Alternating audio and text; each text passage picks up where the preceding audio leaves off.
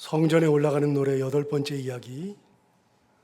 오늘은 시편 127편, 그 중에서도 1절과 2절을 중심으로 보면서 성전에 올라가는 이스라엘 백성들이 어떤 마음으로 이 노래를 불렀고 이 노래가 그들에게 어떤 의미가 있었는지 함께 살펴보면서 오늘을 사는 우리가 어떤 신앙으로 살아야 하는지를 되새겨보는 시간을 갖도록 하겠습니다. 그럼 먼저 오늘 1절을 보시기 전에 127편 1절 위에 제목을 보시면 소제목에 이렇게 되어 있습니다. 솔로몬의 시, 곧 성전에 올라가는 노래. 지금까지 7번의 성전에 올라가는 노래를 봤는데 오늘 성전에 올라가는 노래는 뭔가 다른 점이 하나 있죠. 그것은 이것이 솔로몬의 시라고 하는 저자가 분명히 기록되어 있다는 겁니다. 이전에는 저자가 누군지 몰랐는데 성전에 올라가는 노래가 있는 중에 저자가 솔로몬이라고 되어 있는 것은 여기에 정확하게 시편 127편에 나와 있습니다. 성전에 올라가는 노래는 시편 120편부터 시작해서 134편까지 15개의 노래가 있는데 그 중에서 저자가 누군지를 정확하게 밝히고 있는 시가 3개가 있습니다. 시편 127편, 131편, 134편.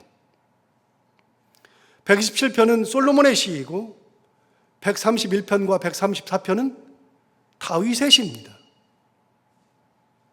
그러므로 이걸 지은 시인의 마음을 우리는 분명히 알 수 있습니다.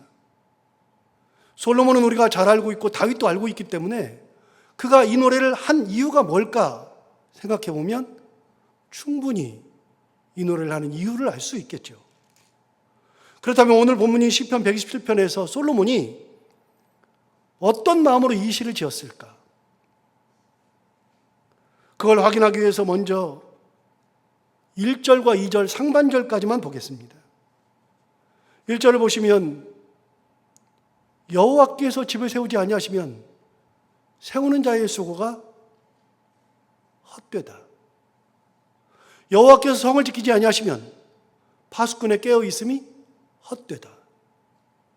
2절 상반절에도 그렇게 말했습니다. 너희가 일찍 일어나고 늦게 누우며 수고의 떡을 먹음이 헛되다. 솔로몬은 3가지의 헛됨을 이야기하고 있는 것을 우리는 볼 수 있죠. 집을 세울 때, 성을 지킬 때, 3번째는 열심히 살면서 땀을 흘릴 때, 그럴 때 우리는 헛된 것을 짓고 헛되게 지키고 헛되게 땀을 흘릴 수 있다는 것을 이야기하고 있습니다. 이 3가지는 왕으로서의 삶을 살았던 솔로몬의 입장에서 생각해 보면 가장 본질적이고도 중요한 문제였을 겁니다. 그럼 솔로몬이 왜 이런 말을 했는지 이 3가지를 하나씩 차근차근히 알아보면 첫 번째, 여호와께서 집을 세우지 아니하시면 세우는 자의 수고가 헛되다고 이야기하고 있습니다. 이것은 누구나 동의할 수밖에 없는 내용인데 솔로몬의 경우는 특별히 더 공감이 되는 그런 고백이라고 할 수 있습니다. 왜냐하면 솔로몬은 가정을 세우는 데 큰 어려움을 겪었기 때문에 그렇습니다. 솔로몬의 아내가 몇 명이었죠? 우리 그냥 알고 있기로 1000명이라고 알고 있습니다. 1000명이라는 것이 성경에 나옵니다. 열왕기상 11장 3절에 의하면 왕은 후궁이 700명이요 첩이 300명이라 그의 여인들이 왕의 마음을 돌아서게 하였더라 그랬는데 그에게는 도합 1000명의 아내가 있었다고 열왕기상에서 정확하게 이야기를 하고 있습니다. 그렇게 아내가 많으니까 좋았을까? 방금 읽었던 것과 같이 그의 여인들이 왕의 마음을 돌아서게 하였다라고 기록되어 있는 것으로 봐서 솔로몬의 가지고 있었던 마음을 그 여인들이 다른 쪽으로 돌아서게 했던 역할을 했던 여인들과 함께 살았다는 겁니다. 그럼 어디로부터 어디로 돌아섰을까? 열왕기상 11장에는 계속해서 그 여인 1000명에 대한 이야기를 하고 있습니다. 4절에 의하면 솔로몬이 나이가 많을 때에 그의 여인들이 그의 마음을 돌려서 다른 신들을 따르게 하였으므로 왕의 마음이 그의 아버지 다윗의 마음과 같지 아니하여 그의 하나님 여호와 앞에 온전하지 못하였다. 여기 분명히 말하기를 그의 마음을 돌려서 다른 신들을 따르게 하였다. 그의 하나님 여호와 앞에서 온전하지 못하였다라고 이야기하는 것으로 보아서 1000명의 그 여인들은 솔로몬의 마음을 하나님으로부터 다른 신들에게 돌렸던 역할을 했었던 것으로 보입니다. 그럼 구체적으로 그 여인들이 어떤 신을 따르게 하였는가? 다른 신들을 따르게 했다는데 어떤 신들일까? 5절에 보면 이는 시돈 사람의 여신 아스다롯을 따르게 하고 암몬 사람의 가증한 밀곰을 따름이라.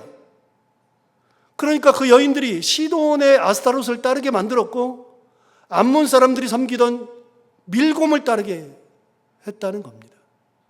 7절에도 말합니다. 모압의 가증한 그모스를 위하여 예루살렘 앞 산에 산당을 지었고 암몬 자손의 가증한 몰록을 위하여 그와 같이 하였다. 그러니까 모압의 신인 그모스를 향하여서도 그렇게 돌아섰는데, 그런데 더 놀라운 거는 다시 보시면 모압의 가증한 그모스를 위하여 예루살렘 앞 산에 산당을 지었다. 암몬 자손의 가증한 몰록을 위하여서도 그같이 하였다. 그러니까 예루살렘 바로 앞에 있는 산에 거기다가 그모스를 위한 산당, 몰록을 위한 산당 등 수많은 산당을 지었습니다. 여러분, 예루살렘에 뭐가 있었죠? 당시에 예루살렘에는 솔로몬 자신이 지은 성전이 있었습니다. 하나님께 지어드린 성전이 있었습니다. 누가 지었죠? 자신이 지었습니다. 즉위 3년이 될 때까지는 성전 지을 준비를 3년 동안 했고, 성전을 지을 준비가 다 되자 4년부터 시작해서 그로부터 20년 동안 자기 왕궁 그리고 성전을 짓는데 그의 온 신경을 다 들였습니다. 그렇게 20년 동안 공사해서 지은 것이 왕궁과 성전이죠. 그가 40년 동안 왕으로서의 즉위를 했었습니다. 40년 인생 중에 20년을 왕궁과 성전을 지었습니다. 예루살렘에 있는 그 성전은 누가 지어준 것이 아닙니다. 본인이 지었습니다. 그런데 하나님 앞에 가장 귀한 것을 예루살렘 성전산에다 지어드렸고, 그리고 나서 여인들이 그의 마음을 돌게 해서 그가 다른데 지은 것도 아니라 예루살렘 성전에서 딱 보이는 그 앞에 산에다가 산당들을 지었습니다. 그리고 그 산당 앞에서 어떻게 했느냐? 신들을 위하여서 산당을 지어놓았을 뿐만 아니라 거기서 분향을 하고 그 신을 섬기기까지 했습니다. 부인들을 위한 성전을 지어줬지만 부인들이 오라 그랬을 때 그가 가서 분향도 하고 섬기기도 하고, 그가 사랑했던 부인들은 이스라엘 사람들만이 아니었죠. 그가 사랑했던 여인들에 대하여서 구체적으로 명시한 구절이 있는데 1절에 의하면, 열왕기상 11장 1절에 의하면 솔로몬 왕이 바로의 딸 외에 이방의 많은 여인을 사랑하였으니 곧 모압과 암몬과 에돔과 시돈과 햇사람이라. 그러니까 솔로몬이 사랑했던 여인은 이스라엘 본토 사람들만 있었던 것이 아니라 애굽을 비롯해서 모압과 암몬과 에돔과 시돈과 햇사람, 그러니까 이스라엘 둘러싸고 있는 모든 나라의 여인들이 다 그의 부인이었습니다. 여러분, 1000명이나 부인을 데리고 있었으니 1000명이면 뭐 대단하다 싶죠. 그는 그만큼 권세가 있었습니다. 그런데 그 1000명이나 데리고 있었는데 그 여인들로 인하여서 가장 큰 범죄를 했던 사람이 솔로몬이었죠. 이렇게 되니 하나님이 분노하셨습니다. 하나님께서 은혜를 주셔서 성전을 짓게 하셨는데 성전 지은 그 손으로 성전 바로 앞에 있는 산에다가 그 손으로 산당을 지었습니다. 성전을 지어놓고 거기다가 하나님 앞에 분향하고 하나님 이곳을 떠나지 마옵소서, 하나님 이것을 받아주옵소서 기도하던 때가 있었는데 어느 순간에 하나님 앞에 기도하던 그가 자기 손으로 지은 산당 앞에 가서 분향하고 그 신들을 섬기는 최악의 범죄를 저질렀죠. 그렇게 거기에서 말년을 보냈으니 하나님께서 진노하시는 것은 당연하지 않겠습니까?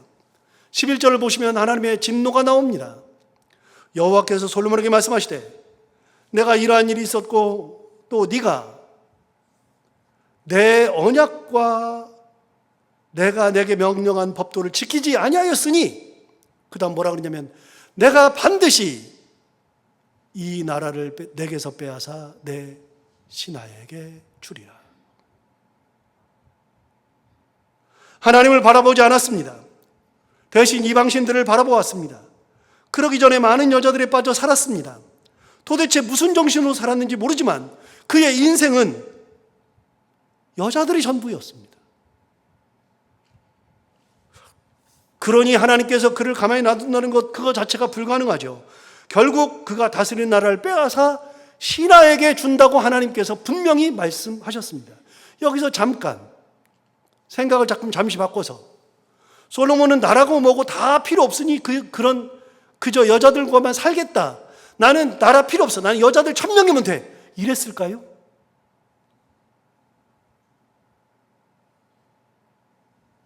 내가 다스린 나라는 내 아들한테 안 가도 돼, 그냥 어떻게든 상관없어, 신하에게 줘도 괜찮아, 이랬을까요?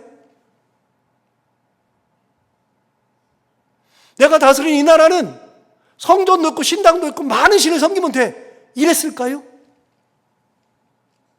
솔로몬 그런 생각을 해본 적이 없었을 겁니다. 나는 여자면 돼, 1000명이면 돼, 이런 생각을 누가 합니까? 내가 이 나라를 찢어서 발겨서 내 자식이 아닌 다른 신하에게 줄 거야, 그러지 않았을 겁니다. 그런데 하나님께서 그의 나라를 빼앗아서 신하에게 주겠다고 하나님께서 직접 말씀하신 겁니다. 여기서 아까 읽었던 4절을 다시 읽어볼 필요가 있습니다. 4절에 의하면 솔로몬의 나이가 많을 때 그의 여인들이 그의 마음을 돌렸다라고 되어 있습니다. 아까 이야기한 것처럼 솔로몬의 나이가 많았을 때에 그의 여인들이 그의 마음을 돌렸습니다. 여기서 중요한 게 있습니다. 그의 여인들이 솔로몬의 마음을 돌릴 때가 언제였느냐? 솔로몬의 나이가 많을 때입니다. 늙었을 때입니다. 힘이 빠졌죠. 그가 젊었을 때는 여인들이 뭐라 하든 자기의 길을 굳굳이 갔겠죠. 사실 외국에서 온 부인들이 이런저런 불평만을 했다 할지라도 얼마든 무시할 수 있었을 겁니다. 뭐라 그래도 젊으니까 할 일도 많고 신경 쓸 것도 많고 왕으로서의 젊은 시절은 해야 할 일이 너무 많고 해결할 일들이 너무 많아서 아내들의 불평, 불만을 신경 쓰지 않아도 될 만큼 그냥 그렇게 지내도 됐을 겁니다. 그런데 늙으니까 이제는 힘이 다 떨어졌고 이제는 여인들의 품에서 벗어날 수가 없죠. 그러니 하나님을 떠나고 말았습니다. 자기로 인해서 나라의 주인이 바뀌는 것을 상상이나 할 수 있었을까요? 그런데 그런 생각을 해본 적도 없는데 나이 들어서 늙으니 이렇게 변질되었고 결국은 자기로 인해서 나라가 갈라져 버린 겁니다. 자식들이 얼마나 많겠습니까?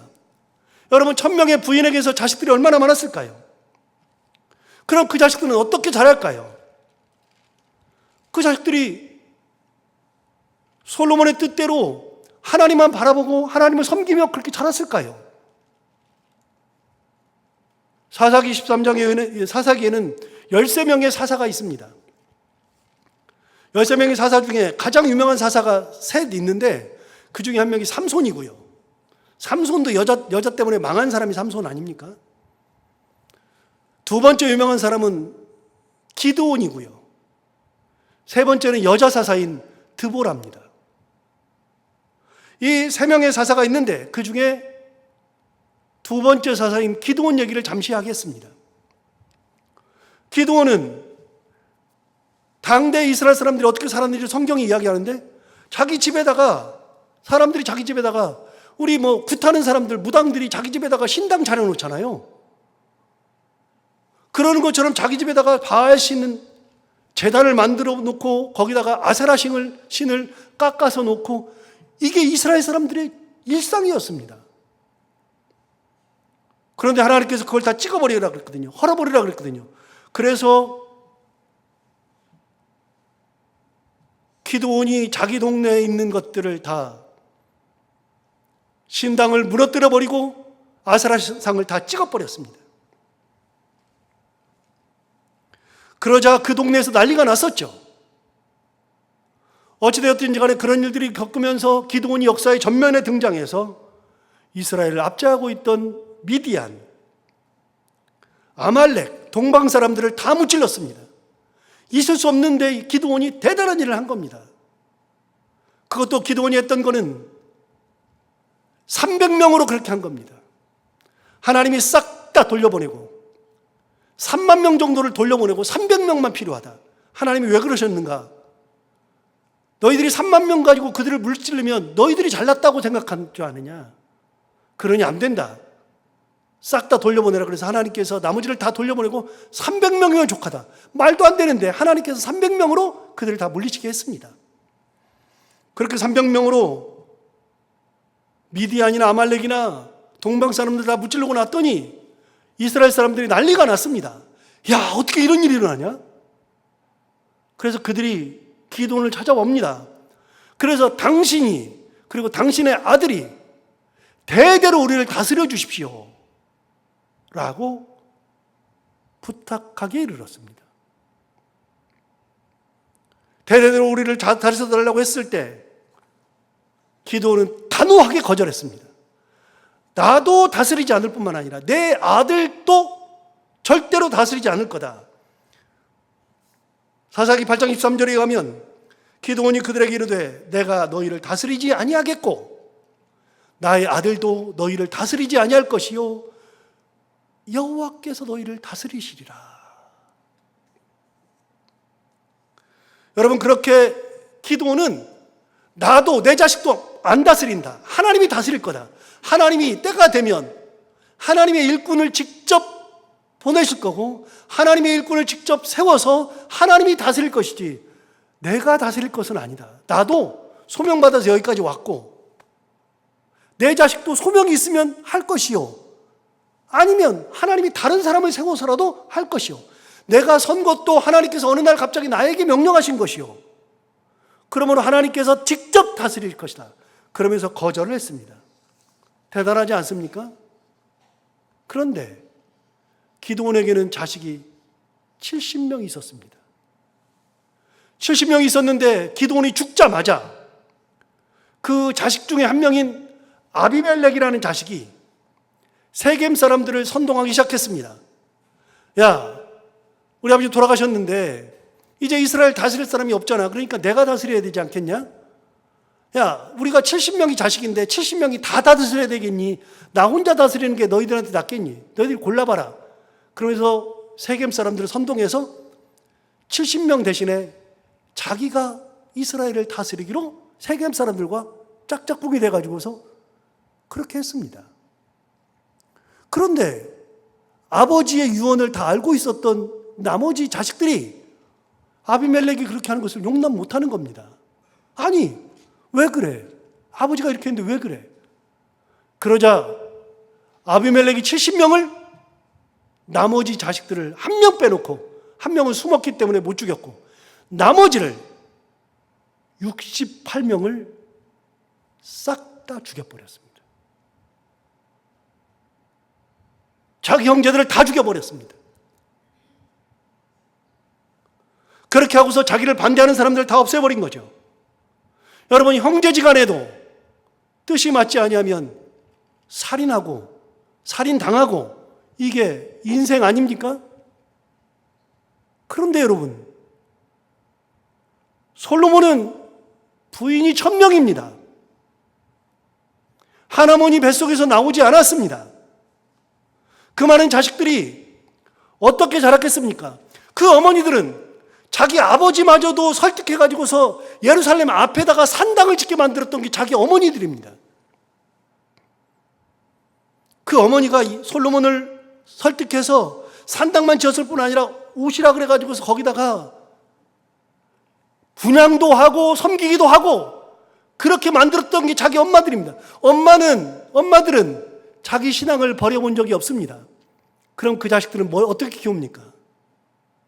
그 자식들을 키우는 것은 당연하지 않겠어요? 여러분이 신앙이 있잖아요. 저도 신앙이 있잖아요. 그럼 우리는 우리 자식을 어떻게 키웁니까? 자나 깨나 죽으나 사나 신앙으로 키우려고 노력하잖아요. 우리 아이들이 무당 딸을 만난다.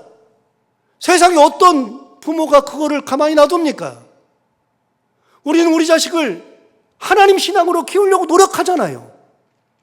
반대로 불교인은요, 기독교인 만난다 그러면 도시락 싸들고 다니면서 못 만나게 하는 겁니다. 여러분, 사람은 자기 신앙을 자녀들에게 가르치려고 하는 기본적인 성향을 가지고 있습니다. 그런데 그 엄마들이, 솔로몬마저도 설득해서 그렇게 했던 엄마들이 자기 자식을 어떻게 가르쳤겠습니까?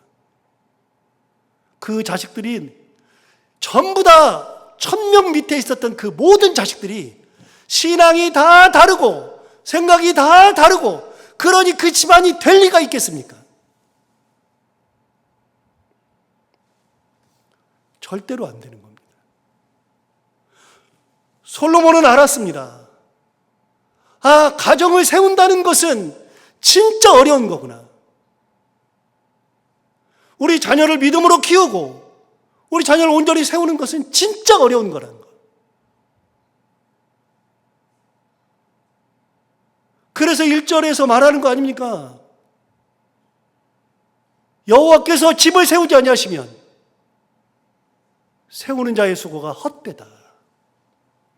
세상에 집을 망가뜨리고 싶은 사람이 어디 있습니까?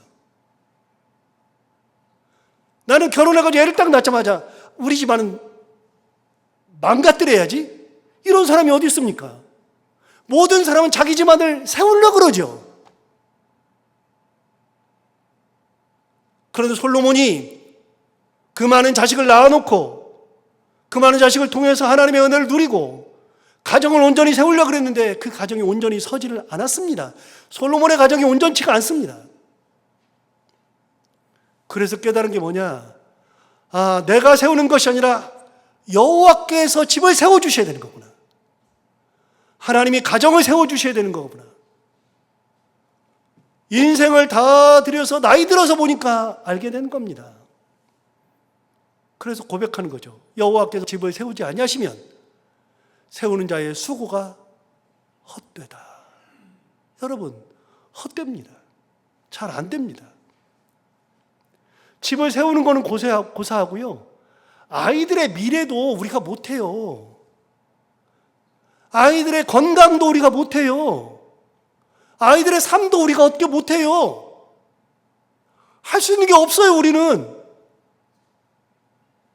그래서 우리는 하나님을 바라보는 겁니다. 하나님께서 이 가정을 붙드시고 이 가정을 세워주시고 하나님께서 이 가정을 이끌어주시고 하나님께서 이 가정을 이끌어 가시되 자녀들의 삶을 이끄시고 자녀들의 삶 가운데 함께 하시고 은혜 주시고,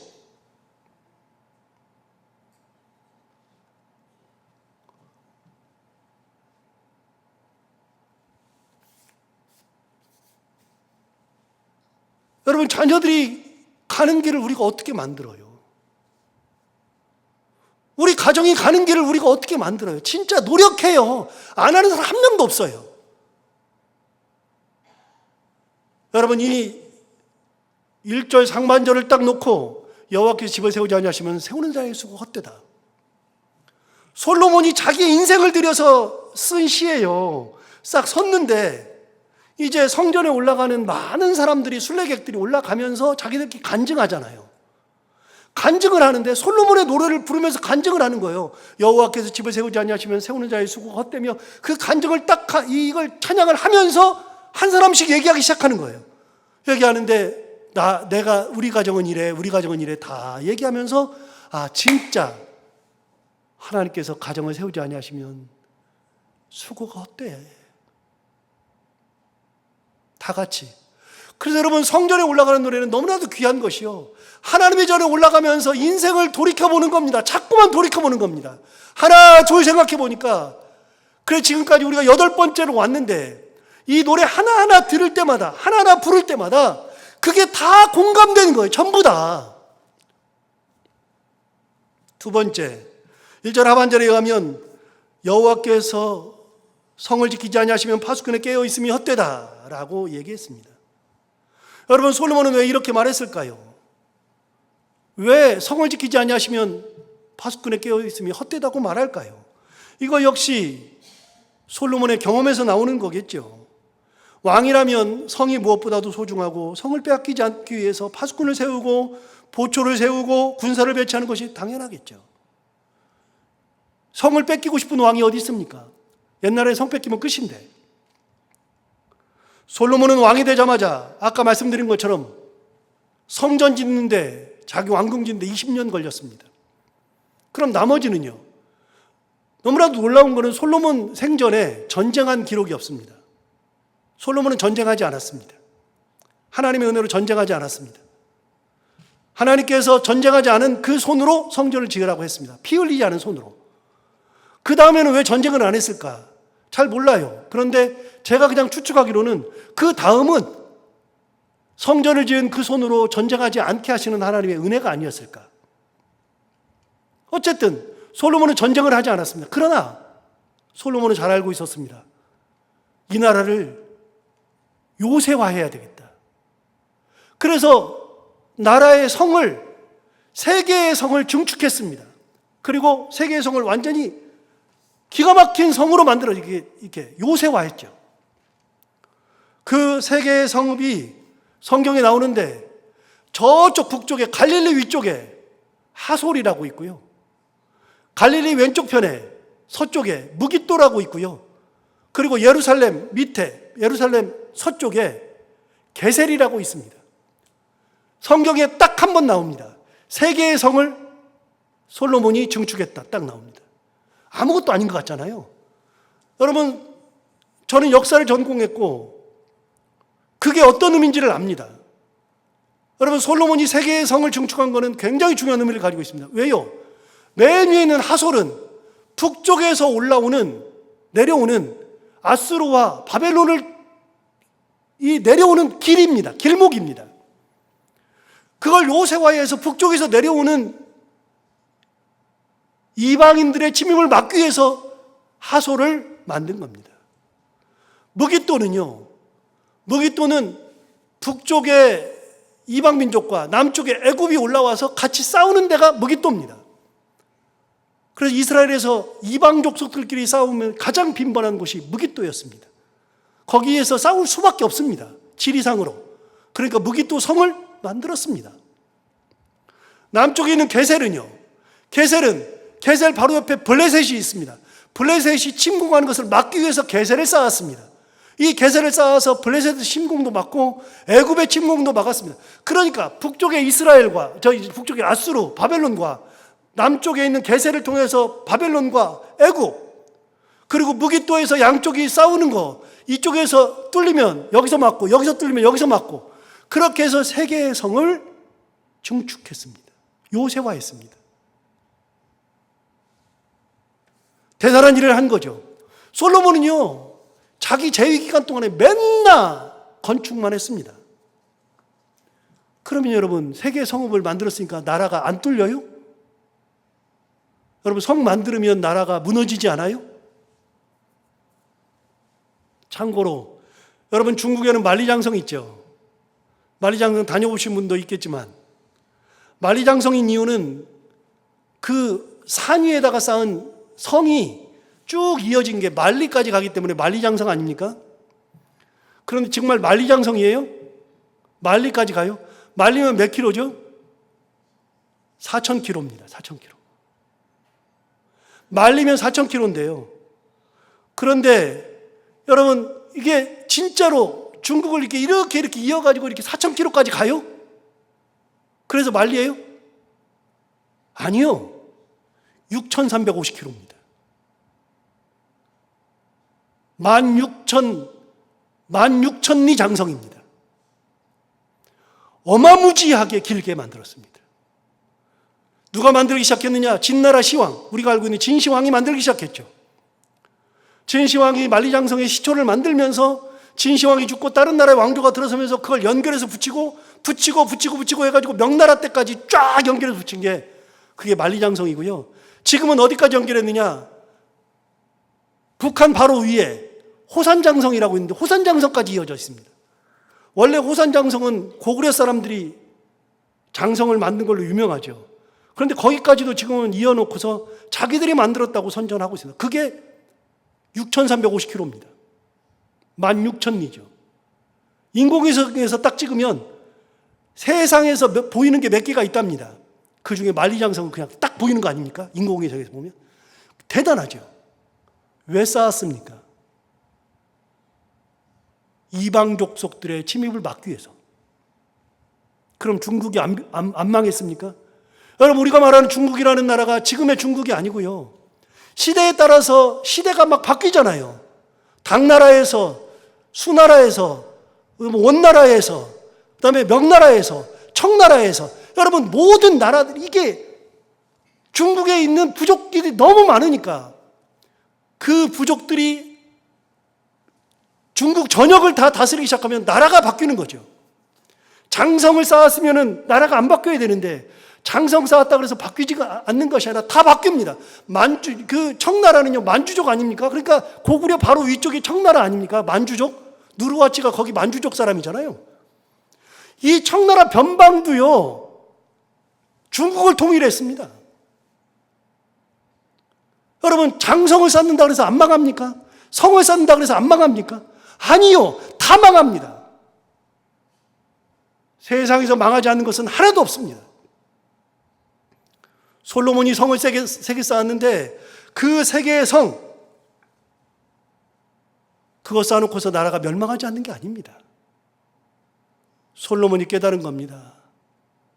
이 성을 지키시는 분이 하나님이셔야 되지, 파수꾼이 깨어있다 그래가지고서 그게 성이 지켜지는 것이 아니다.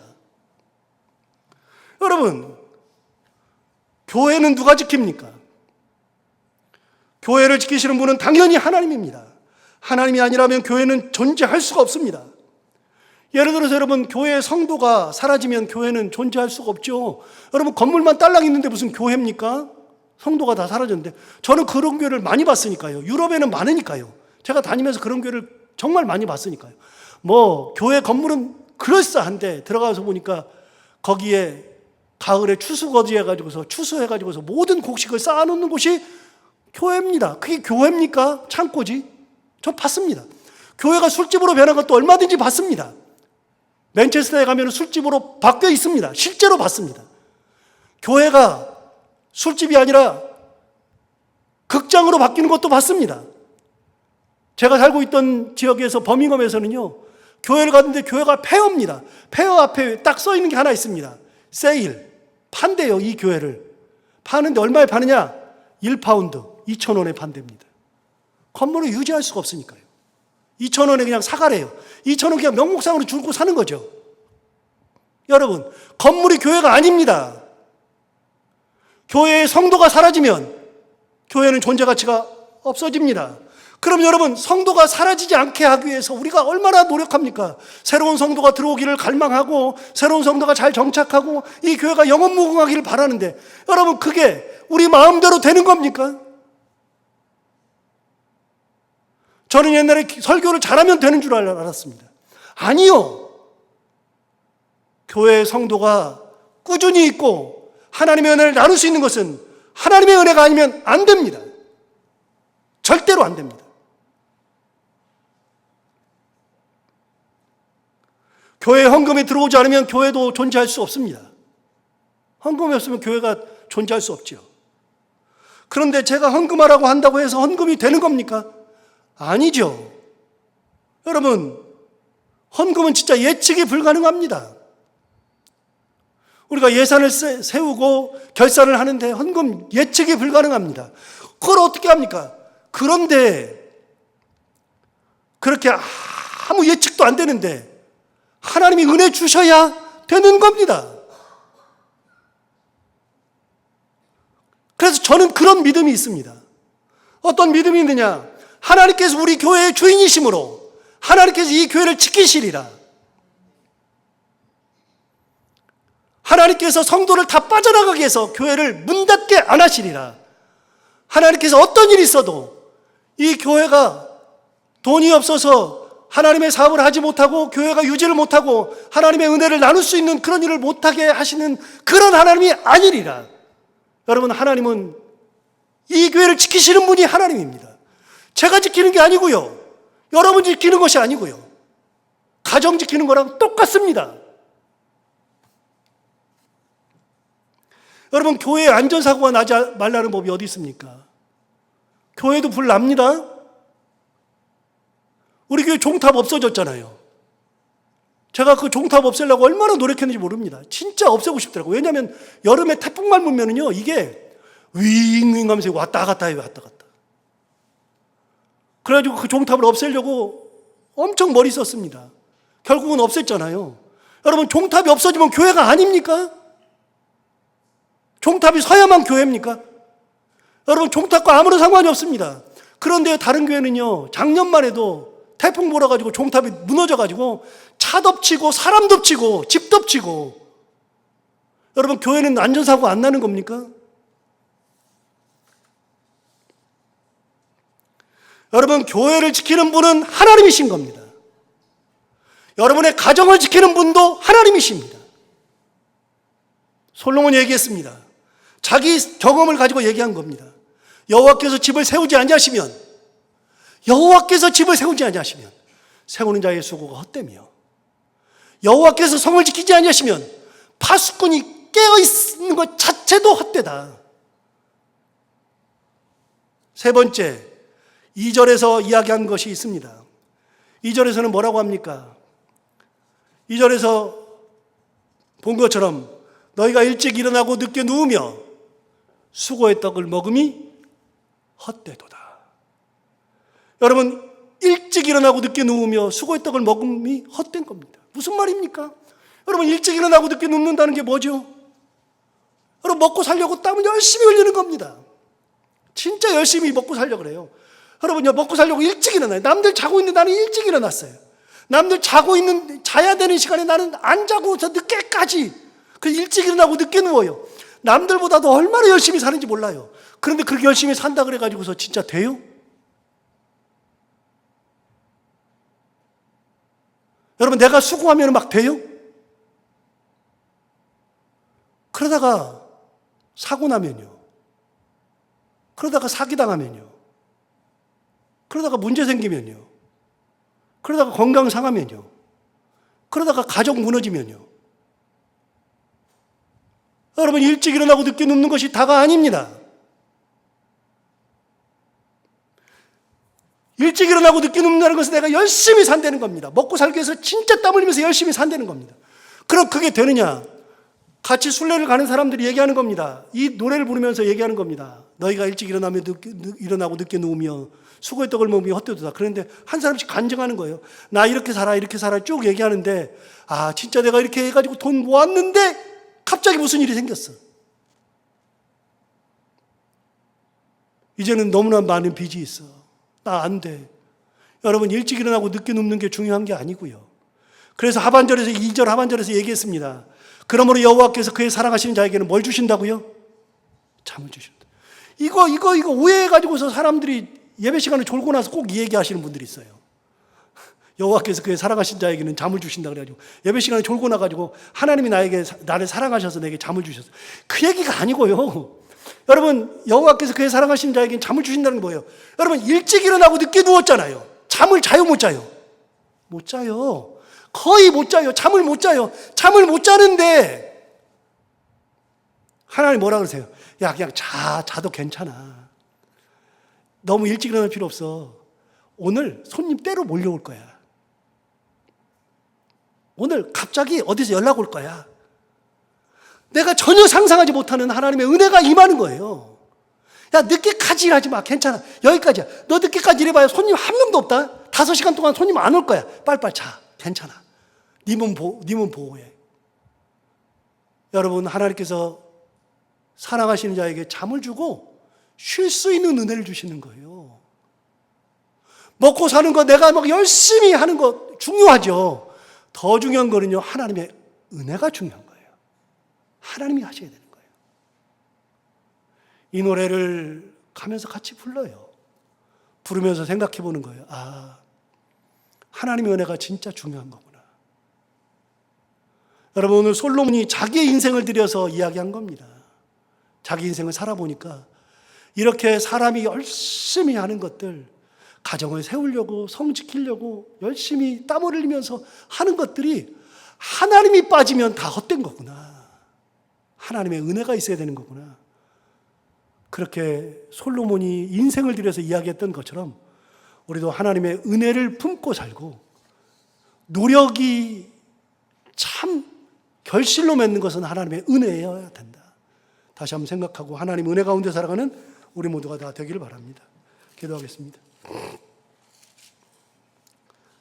하나님 아버지, 감사합니다. 오늘 솔로몬의 성전에 올라가는 노래를 통해서 우리가 어떻게 살아야 되며 어떤 인생이 중요한 것인지를 깨닫게 해주셔서 감사합니다.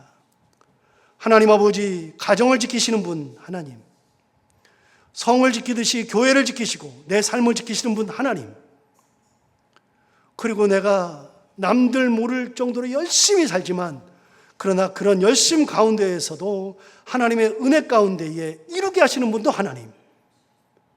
솔로몬이 노래했던 것처럼 우리가 그 하나님을 바라보며 하나님의 은혜 가운데 살고 하나님 은혜 품고 살았을 때 헛된 인생이 아니라 하나님 주신 은혜로 말미암아 결실을 맺으며 기뻐하며 살아가는 인생 될 수 있도록 우리의 삶을 인도하여 주옵소서. 예수님 이름으로 기도하옵나이다.